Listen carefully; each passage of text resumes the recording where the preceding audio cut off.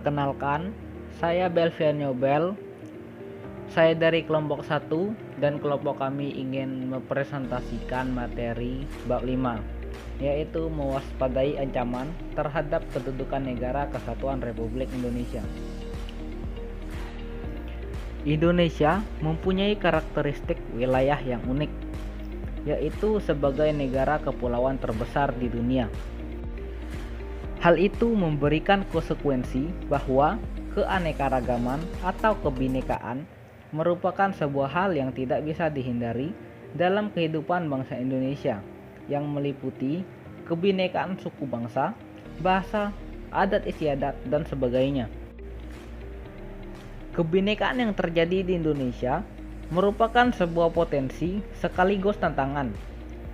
Dapat dikatakan sebagai sebuah potensi karena hal tersebut akan membuat bangsa kita menjadi bangsa yang besar dan memiliki kekayaan yang melimpah, baik kekayaan alam maupun kekayaan budaya yang dapat menarik minat para wisatawan asing untuk mengunjungi Indonesia. Kebinekaan bangsa Indonesia juga merupakan sebuah tantangan bahkan ancaman.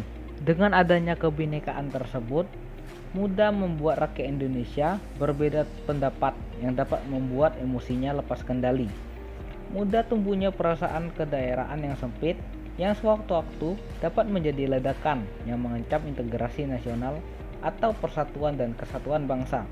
Oleh karena itu, segenap warga negara mesti mewaspadai segala bentuk ancaman yang dapat memecah belah bangsa Indonesia dengan senantiasa mendukung segala upaya atau strategi pemerintah dalam mengatasi berbagai ancaman tersebut.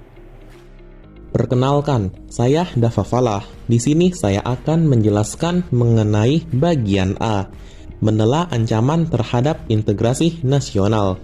Yang pertama, di bidang ideologi. Dalam bidang ideologi, ancaman ini dapat memengaruhi ideologi Pancasila yang memungkinkan komunisme akan kembali berkembang pesat di Indonesia jika tidak segera diatasi, dan mempengaruhi masyarakat Indonesia untuk menerapkan ideologi ini. Contohnya adalah komunisme dan liberalisme. Yang kedua, di bidang politik. Dalam bidang politik, ancaman ini dapat bersumber dari luar negeri maupun dari dalam negeri. Dari luar negeri, ancaman di bidang politik dilakukan oleh suatu negara dengan melakukan tekanan politik. Lalu, ancaman dari dalam negeri dapat berupa penggunaan kekuatan dalam bentuk pengerahan massa untuk menumbangkan pemerintah yang berkuasa. Berikut ini adalah contoh dari tindakan anarkis yang menjadi ancaman bagi Indonesia dalam bidang politik. Perkenalkan, nama saya Erwin Wijaya.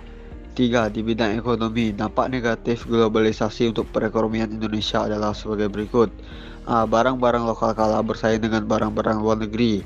B. Perekonomian negara akan dikuasai oleh pihak asing. C. Timbulnya kesenjangan ekonomi yang tajam. D. Memperburuk prosedur pertumbuhan ekonomi jangka panjang. E. Sektor ekonomi rakyat yang diberikan subsidi akan berkurang. Koperasi sulit berkembang dan peningkatan pengangguran yang sangat meningkat. Perkenalkan, nama saya Faril Ferdio dari kelas 11 TKJ. Di sini saya akan menjelaskan tentang ancaman di bidang sosial budaya. Ancaman yang berdimensi sosial budaya dapat dibedakan atas ancaman dari dalam dan ancaman dari luar. Ancaman dari dalam didorong oleh isu-isu kemiskinan, kebodohan, keterbelakangan, dan ketidakadilan.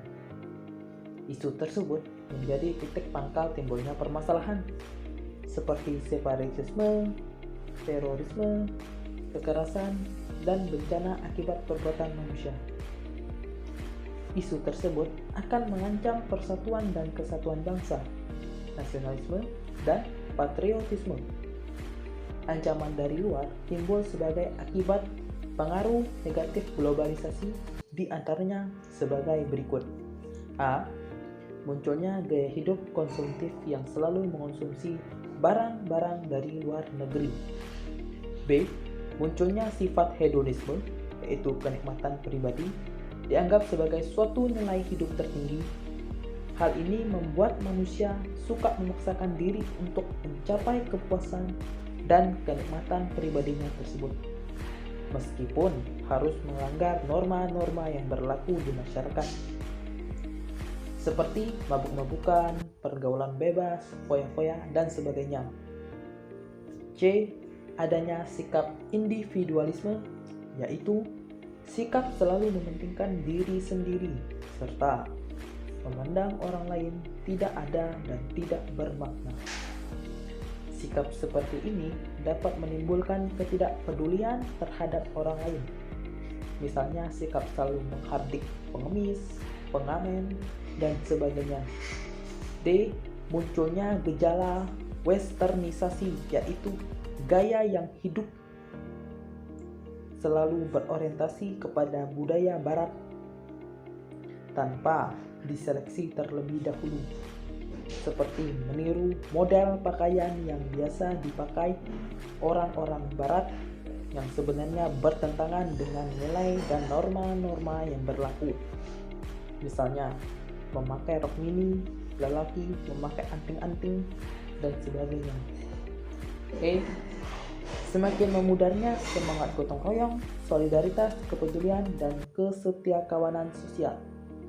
F. Semakin lunturnya nilai-nilai keagamaan dalam kehidupan berbangsa. Perkenalkan, nama saya Ayara Zizkia Nabila, saya dari kelas 11 TKJ. 5. Ancaman di bidang pertahanan dan keamanan. Wujud ancaman di bidang pertahanan dan keamanan pada umumnya berupa ancaman militer. Ancaman militer adalah ancaman yang menggunakan kekuatan bersenjata dan berorganisasi yang dinilai mempunyai kemampuan membahayakan kedaulatan negara, keutuhan wilayah, dan keselamatan segenap bangsa. Ancaman militer dapat berupa agresi atau invasi. B. Strategi mengatasi berbagai ancaman terhadap Ipolexos Budhankam dalam membangun integrasi nasional. Perkenalkan, nama saya Eklesia. 1. Strategi mengatasi ancaman di bidang ideologi dan politik. Ada 4 hal yang selalu dikedepankan oleh globalisasi dalam bidang ideologi dan politik, yaitu demokratisasi, kebebasan, keterbukaan, dan hak asasi manusia. Keempat hal tersebut oleh negara-negara adidaya dalam kurung Amerika Serikat dan sekutunya dijadikan standar atau acuan bagi negara-negara lainnya yang tergolong sebagai negara berkembang. Acuan tersebut dibuat berdasarkan kepentingan negara adidaya tersebut, tidak berdasarkan kondisi negara yang bersangkutan. Bangsa Indonesia harus mampu menunjukkan ekstensinya sebagai negara yang kuat dan mandiri, namun tidak meninggalkan kemitraan dan kerjasama dengan negara-negara lain dalam hubungan yang seimbang, saling menguntungkan, saling menghormati, dan menghargai hak dan kewajiban masing-masing. Untuk mencapai hal tersebut, bangsa Indonesia harus segera mewujudkan hal-hal sebagai berikut. A. Mengembangkan demokrasi politik. B. Mengaktifkan masyarakat sipil dalam arena politik. C. Mengadakan reformasi lembaga-lembaga politik agar menjalankan fungsi dan perannya secara baik dan benar.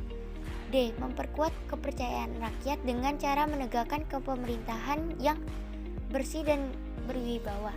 E. Menegakkan supremasi hukum. F. Memperkuat posisi Indonesia dalam kancah politik internasional. 2. Strategi mengatasi ancaman di bidang ekonomi.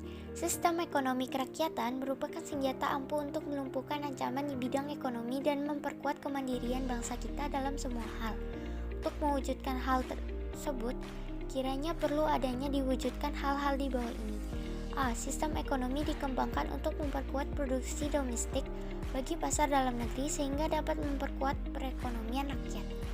B. Pertanian dijadikan prioritas utama karena mayoritas penduduk Indonesia bermata pencarian sebagai petani. Industri-industri haruslah menggunakan bahan baku dalam negeri sehingga tidak bergantung impor dari luar negeri. C. Perekonomian berorientasi pada kesejahteraan rakyat. Artinya, segala sesuatu yang menguasai hajat hidup orang banyak harus terjangkau oleh daya beli masyarakat. D. Tidak bergantung pada badan-badan multilateral seperti IMF, Bank Indonesia, dan WTO. E. Mempercepat kerjasama dengan sesama negara berkembang untuk bersama-sama menghadapi kepentingan negara-negara maju. Perkenalkan, nama saya Dede Permana dari kelompok 1.